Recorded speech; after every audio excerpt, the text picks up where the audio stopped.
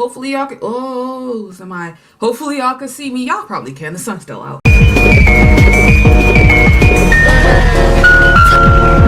Yo, hey everybody, it's Liz. How you doing? So this is going to be me doing my version of a Reddit video. I'm going to be looking through the unpopular K-pop opinions Reddit, and we're going to scroll through and see if there's some spicy things we can have a conversation about, or whatever. This is actually a opinion that I got a notification on, and I was like, oh, that's an interesting point. So let me go ahead and read it out for y'all right quick. It says, Blackpink as individuals are more popular than every other active girl group. After seeing Rosé's chart performance, it dawned on me that Blackpink individually have more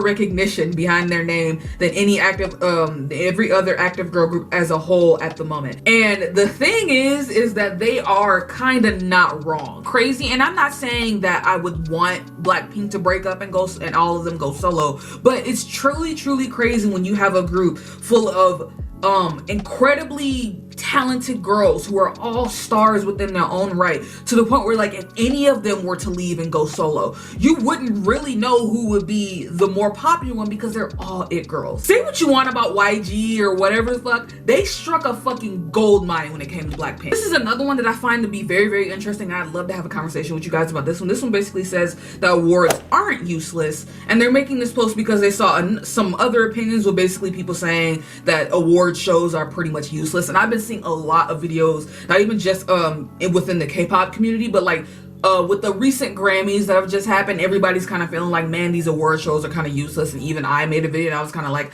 I don't really fuck with award shows like that. They kind of don't mean shit to me no more. And when I said that, I just meant in the sense that, like, they aren't interesting to me anymore. When you see the nominations, you kind of already know who's gonna win. And I do think that there's an argument that could be made when it comes to the K-pop side of award shows or whatever, that it's more of a popularity contest than it is necessarily giving the awards to people who truly worked and deserved it. You know what I mean? Like, we had that conversation, I think, back during the Mama Awards, when people were talking about, somebody in my chat when we were doing like a live stream, we were talking about how they would want people to vote for that person because they actually are the best dancer, or they actually did come out with the best R&B song or whatever, not just because, well, BTS is in this category, so let's all vote BTS. Do you know what I mean? But that's just kind of that's kind of the nature of everything that's going on right now. Like, everybody, it's a popularity contest, and like, especially when it comes to like these big groups like BTS or Blackpink, it's like, if they don't win, then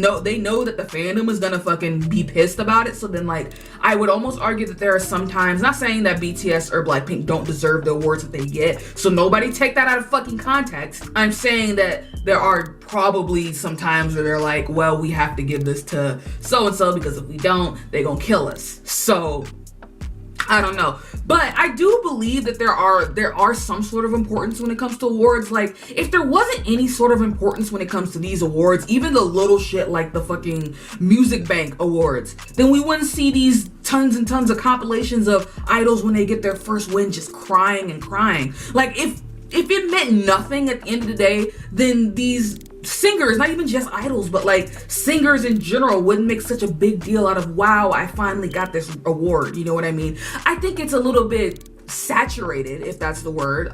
It's just kind of like watered down. It's kind of like you already know who's gonna win at this point, so there's no like excitement of like the ooh, who's gonna win. There's none of that anymore. I do agree with that, but let's talk about this one. This person says that 2015 and 2016 were the best years of K-pop. Let me see what they're talking about. I don't know, maybe it's because I'm a second and third gen stan, but something about those years really did it for me.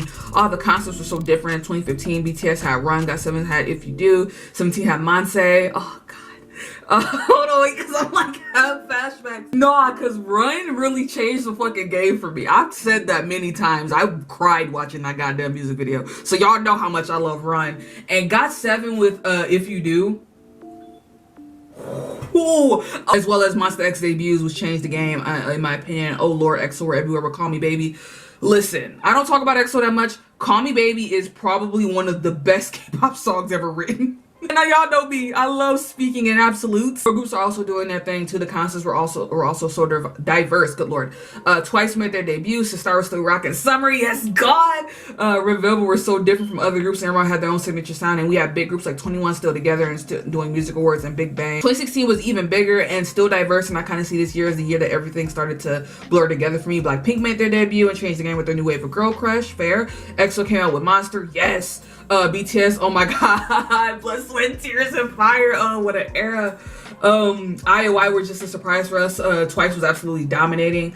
17 also did really well. Man, now that I'm thinking about it, like I was kind of like, oh man, we could argue this era, that era. And as somebody who is also a second gen stan, 2015 and 2016 were kind of like some banger ass fucking years for K-pop, man. We got some solid ass songs.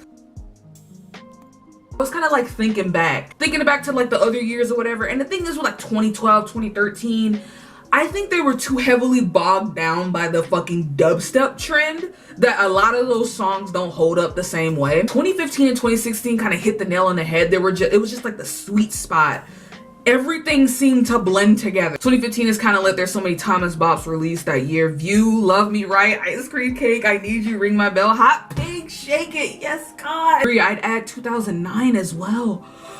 Stop, because I'm finna fucking start crying right now. G, Fire, Sorry, Again and Again, Genie, Mr. Abracadabra, Ring Ding Dong, Hot Issue, Bo Peep, Dude, I don't know if it's the nostalgia or what, but that shit is hit. Nah, because when they started talking about 2009, that kind of threw me. Oh, I might have to make me we might have to do like a throwback fucking Thursday type video or some shit where we look back at like some older songs, because I need to go back and listen to 2009. This is an interesting thought. This person says that the sexy concept is dead, even though they don't want it to be. And they say, building off one of the previous posts in this sub, I would like to see what y'all think about the sexy concept. It used to be really big in the early 2000s to mid, with groups like AOA and Sistar capitalizing on it, but now it's all extinct. Everyone and their mothers going girl crush, trying to capture some fortune of Blackpink. I was wondering if we could ever see a resurgence of the sexy concept. I'm not gonna lie, I miss it already. What is the general consensus? Feel free to share your thoughts.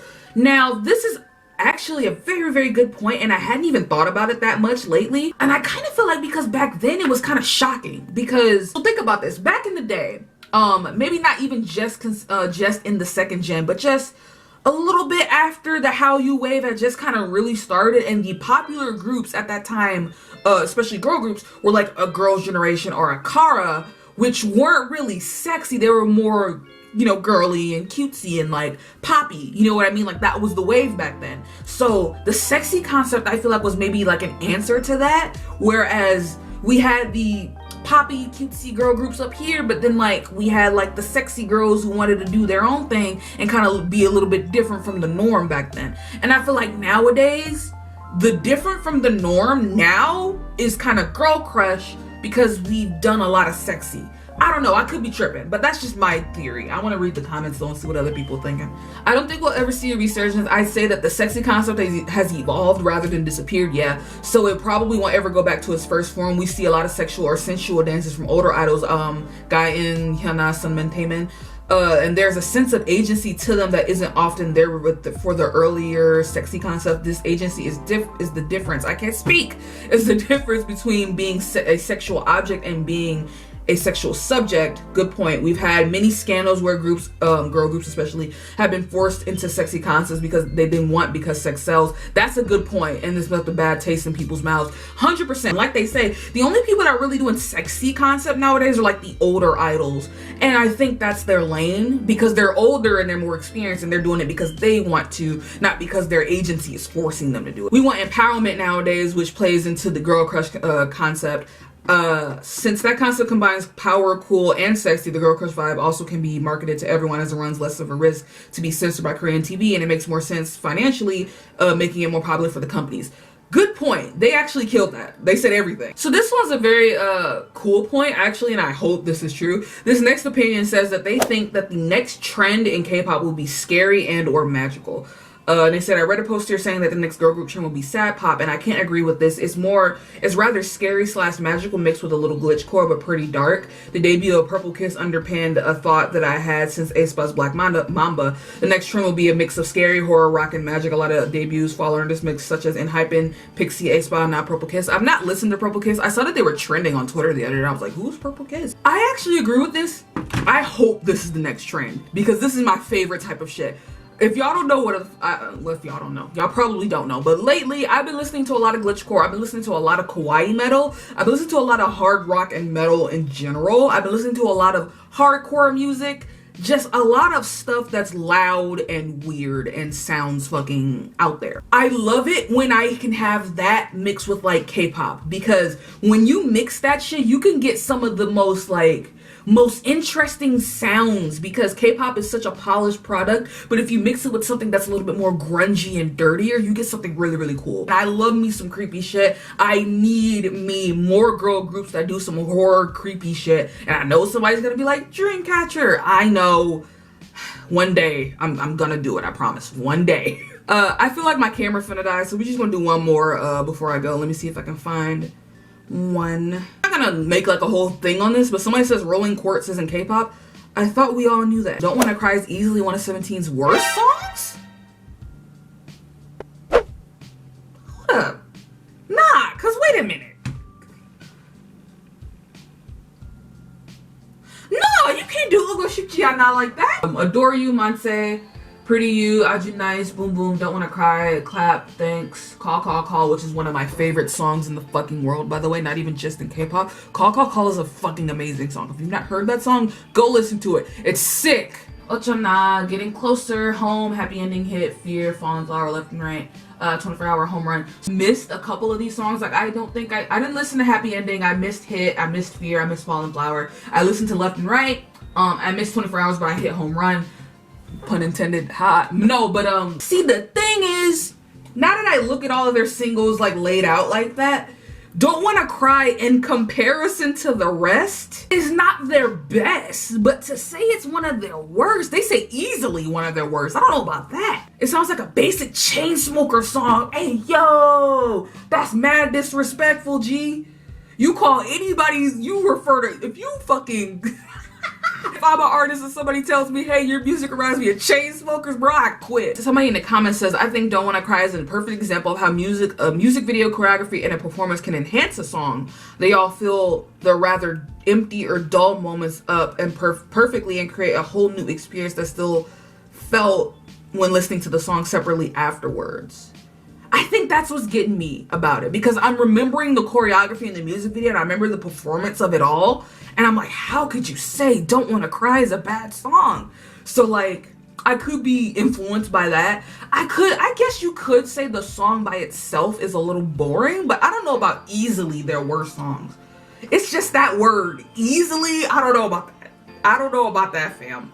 I don't know if I can let you get that off. I gotta go because now my camera's about to die. So this was actually really, really fun. I'm definitely gonna do more of these. I wanna look through the certified unpopular. If that's like a tag that I can click on, it is. So I definitely wanna look through that specifically and see what kind of like interesting takes we can get via that. If you enjoyed this video and you'd like to see more videos like these, if you'd like to see more videos like these, is what I meant to say, please let me know by giving it a like, and let me know in the comments if you guys enjoyed this like little fuck around video. If y'all want me to do more Reddit videos, let me know, because these are definitely fun. I just need to go because my mouth is fucking my mouth is so like, and I can't speak, so I just need to go. So yeah, thank you guys so much for watching. Hopefully you guys enjoyed it. If you did enjoy it, I'd like it a lot if you gave me a like. If you wanted to subscribe to the channel or whatever the fuck, feel free, I'd appreciate it. In the description will be a lot of important links, especially regarding the Stop Asian Hate movement. A lot of very important things regarding that will be in the description box below. If there are any important donation links or anything that I missed that's not in that in the description, go ahead and leave them in the comments and I'll add them. Like, I definitely want to, you know, add to the thing and make sure I put everything that I can on there. Yeah, I'm gonna go. That's pretty much it. So again, thank you guys for watching, and I'll see y'all whenever. Not gonna make that joke. I could, but I won't. I've made that joke plenty of times before, and I will not. I will not subject myself to that. I wanna watch Ponyo. That's what I wanna do.